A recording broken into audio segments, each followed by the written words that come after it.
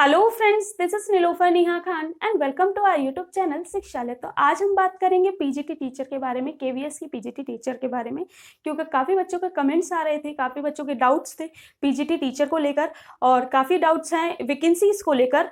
जैसे कि मैंने अपनी पहले वाली वीडियो में भी बताया है और आज भी थोड़ा बताने की, समझाने की कोशिश करूंगी कि वैकेंसीज आपकी कब तक आ सकती हैं। और देखिए, ये वैकेंसी आना ना आना ये ना आपके हाथ में है ना मेरे हाथ में, ये जब आनी होंगी तब आनी होंगी। लेकिन ये एक सलाह मैं आपको जरूर दे सकती हूँ कि कोई भी वैकेंसी का इंतजार तब बेहतर होता है जब आप उसके लिए प्रिपेयर कर चुके हो या फिर आप उसके लिए रेडी हो। ठीक है, कोई वैकेंसी आती है या नहीं आती इससे कोई मतलब नहीं होता, मतलब इस चीज से होता है कि आप उसके लिए कितने रेडी हो। ठीक है, तो कोई भी एग्जाम ऐसे ही नहीं निकल जाता, उसके लिए पढ़ना भी पड़ता है, समझना भी पड़ता है, कॉन्सेप्ट भी क्लियर करने पड़ते हैं। तो ये सारी चीजें आपको ध्यान में रखनी होती है और प्लस आपका एलिजिबिलिटी क्राइटेरिया को भी ध्यान में रखना होता है। तो इन सब चीजों को जब ध्यान में रखना है तो हम वैकेंसीज के ही पीछे क्यों पड़े, हम पहले खुद तो रेडी हो कि हमें कहाँ पहुंचना है। और देखिए, कोई भी वैकेंसी हो, चाहे डीएसएसबी की हो, केवीएस की हो, चाहे वो किसी भी कोई भी अदर वैकेंसी हो, कोई भी वैकेंसी ऐसे ही नहीं निकल जाती बिना प्रिपरेशन के, बिना तैयारी के। और मेरा यही मानना है कि वैकेंसी आने से पहले आप प्रिपेयर होने चाहिए किसी भी जॉब के लिए।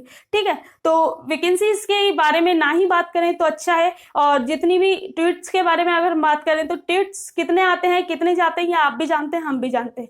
लेकिन हाँ, पॉसिबिलिटी यही लगा सकती है कि इस साल नहीं तो अगले साल तो वैकेंसीज आएंगी ही आएंगी, ये तो श्योरिटी है। लेकिन हो सकता है लास्ट साल के जाते जाते आपको वैकेंसीज देखने को मिले, नवंबर दिसंबर में या फिर अक्टूबर में भी मिल सकती हैं। लेकिन ये पॉसिबिलिटी ही लगाई जा सकती है, इस पे श्योर हम कुछ नहीं बोल सकते। क्यों? क्योंकि जो काम करने होते हैं वो उन लोगों के हाथ में होते हैं जो कि वैकेंसीज निकालेंगे, केवीएस डिपार्टमेंट के अंदर होंगे कि वहां से कैसे कैसे चीजें आप निकलती हैं, उसके बाद ही वैकेंसीज अपडेट की जाएंगी। ठीक है, तो वैकेंसीज का वेट ना करते हुए आप लोग ये ध्यान रखिए कि आपको कैसे प्रिपेयर करना है और किन किन चीजों का आपको ध्यान में रखना है। ठीक है, तो हम बात करेंगे पीजीटी टीचर के बारे में। पीजीटी टीचर के बारे में सिलेबस के बारे में बात करेंगे, आपका कुछ एडवाइस भी दूंगी मैं आपको इसमें, और कुछ ऐसी चीजें डिस्कस करेंगे जो कि मेजर पॉइंट होते हैं जिन्हें हम स्किप कर देते हैं, तो हमें काफी कुछ देखना पड़ जाता है इन फ्यूचर में।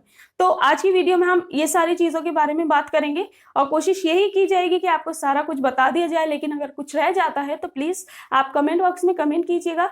एज सून एज पॉसिबल मैं कोशिश करूंगी कि आपकी सारी क्वेरीज को फुलफिल किया जाए। देखिए, सबसे पहले अगर हम बात करें तो केवीएस की जो वैकेंसी होती है सेंट्रल गवर्नमेंट की जॉब होती है, यानी कि ऑल ओवर इंडिया में आपकी कहीं भी जॉब लग सकती है। अब बात करें आपके एग्जाम के बारे में, तो एग्जाम आपका 2 पार्ट्स में होता है। पहला पार्ट आपका 70 मार्क्स का होता है, यानी कि कोई इसे कॉमन पेपर कहता है, कोई जनरल पेपर कह लेता है। तो देखिए, कॉमन पेपर, जनरल पेपर सबका ही एक आता है। लेकिन अगर बात करें सब्जेक्ट कंसर्न के बारे में, पीजीटी लेवल की बात कर रही हूं मैं, तो कॉमन पेपर सबका ही आएगा। यहाँ पर जो सेकंड पेपर जो होता है, सेकंड पार्ट जो आपका होगा वो सब्जेक्ट कंसर्न होगा। जैसे कोई पीजीटी हिस्ट्री करना चाहता है तो उसका सब्जेक्ट वो है, वो उसके लिए उससे रिलेटेड आपको 80 क्वेश्चंस देखने को मिलेंगे। ऐसे ही किसी का पीजीटी इकोनॉमिक्स है तो उसका उसके लिए होगा। एग्जाम्पल दे रही हूँ, ठीक है। तो जनरल पार्ट की अगर हम बात करें, जनरल पार्ट में आपको हिंदी 10 मार्क्स का, 10 मार्क्स का इंग्लिश, 10 मार्क्स का रीजनिंग, 10 मार्क्स का कंप्यूटर, 10 मार्क्स का जीए एंड करंट अफेयर्स और 20 मार्क्स की आपकी होती है पेडागोजी। ठीक है, पेडागोजी आपकी 20 मार्क्स की होती है। कुल मिलाकर ये पार्ट आपका होता है 70 का।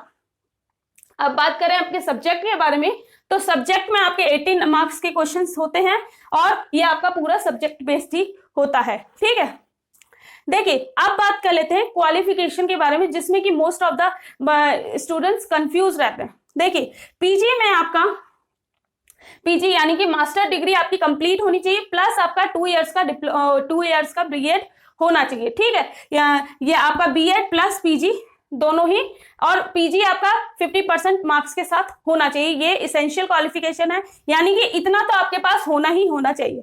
अब तीसरा पॉइंट अगर हम बात करें, जो कि काफी बच्चे कंफ्यूज रहते हैं सीटेट को लेकर। देखिए, पीजीटी लेवल का ना तो अभी तक सीटेट आया है और ना ही मांगा जाता। ठीक है, तो यहाँ पर आपको किसी भी प्रकार के सीटेट, टेट या फिर स्टेट टेट की कोई जरूरत नहीं पड़ती। यहाँ पर आपको सिर्फ और सिर्फ आपकी इसेंशियल क्वालिफिकेशन क्या है, पीजी प्लस बीएड। ठीक है, अब यहाँ पर थोड़ा सा सिनेरियो चेंज हो जाता है, पीजीटी कंप्यूटर साइंस के लिए उनको बीएड भी नहीं चाहिए होती, ठीक है, उनका बीएड जरूरी नहीं है कि वो बीएड हुए, मतलब अगर किसी ने कर रखी है तो वो अलग बात है, लेकिन बीएड की कोई जरूरत नहीं होती पीजीटी कंप्यूटर साइंस के लिए, ठीक है। विदाउट बीएड वाले भी एलिजिबल हो जाते हैं पीजीटी कंप्यूटर साइंस के लिए। और इसकी एलिजिबिलिटी क्राइटेरिया को लेकर पूरा मैं डिटेल में एक वीडियो बनाऊंगी जो कि आपको कल परसों में मिल जाएगी, जिसमें कि सारा कुछ डिफाइन कर दूंगी कि क्या क्या कौन कौन अप्लाई कर सकता है पीजीटी कंप्यूटर साइंस के लिए।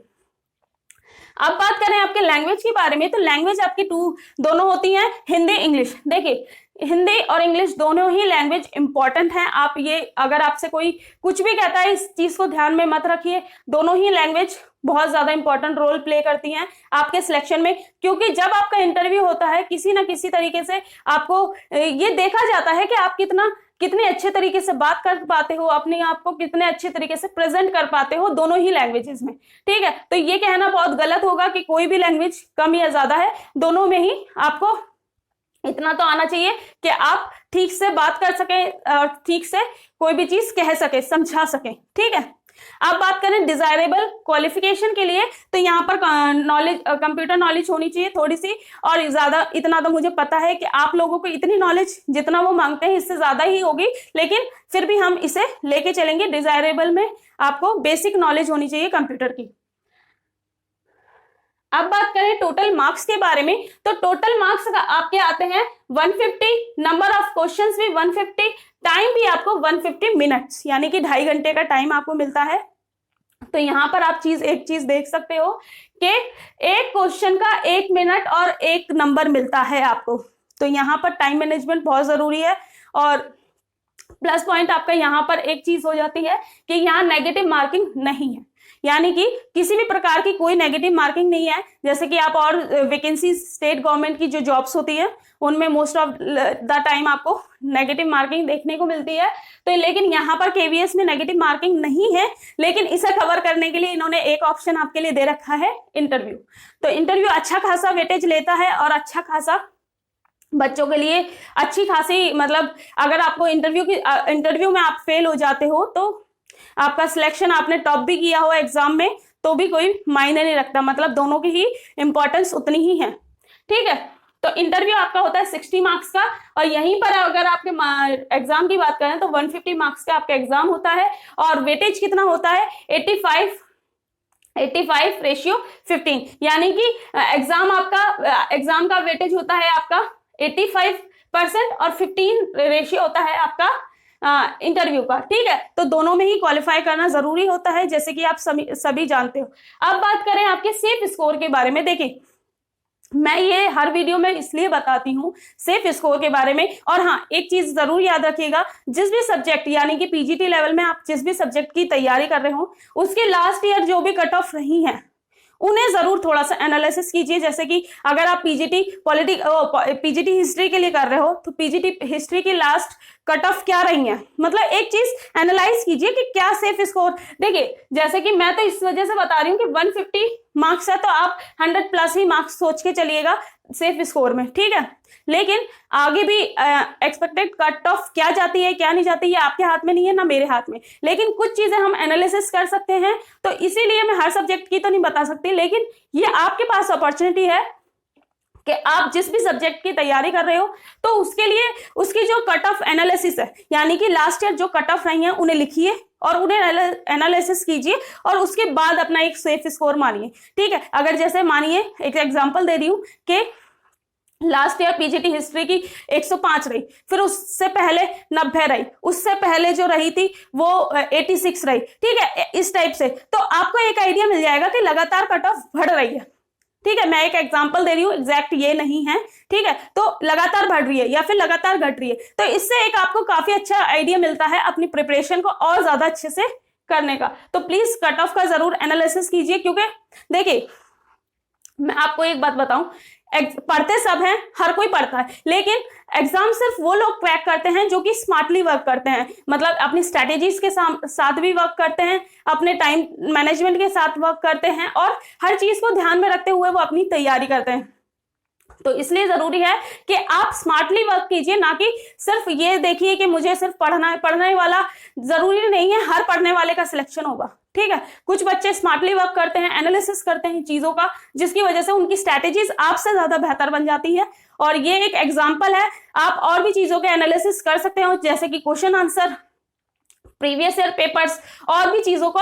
लेकिन हाँ, ये ध्यान रखिए कि जितनी इंपॉर्टेंट आपके लिए आपकी पढ़ाई है, उतना ही इंपॉर्टेंट है स्मार्टली वर्क करना, ठीक है। तो यहाँ पर ये वीडियो खत्म होती है। अगर वीडियो अच्छी लगी हो तो लाइक एंड शेयर कीजिएगा, और ऐसी यूजफुल इंफॉर्मेशन मैं आपके लिए लाती रहती हूँ, यूजफुल वीडियोज मैं आपके लिए लाती रहती हूँ। तो प्लीज चैनल को सपोर्ट करें, चैनल को सब्सक्राइब भी करें और वीडियो को लाइक एंड शेयर जरूर करें। Thank you for watching my video.